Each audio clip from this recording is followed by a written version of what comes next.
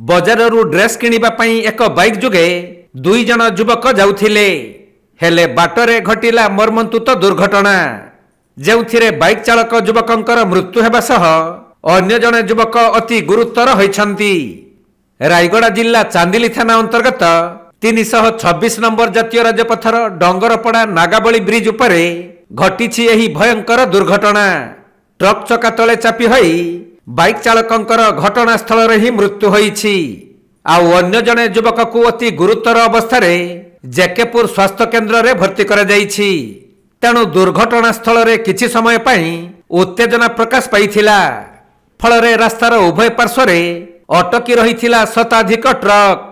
मिलिथिबा सूचना अनुसार S कसपाढ़ू grammar Ajit जिलकार और लिटू जिलकार दुई जन युवक ड्रेस किनिबा पई एक बाइक जुगे गाँरु जेकेपुर अभिमुखे जाउथिले।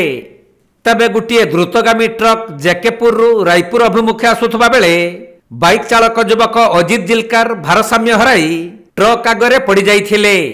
तेणु ट्रकटी तांको उपरे माड़ी जिबा फलरे घटनास्थल रे ही अजित जिलकारंकर मृत्यु होइथिला।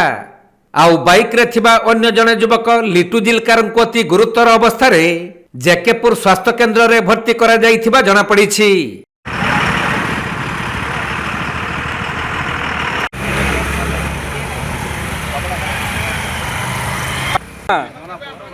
रायगड़ारू प्रफुल्ल कुमार बेहेरांक रिपोर्ट, कोणार्क लाइव।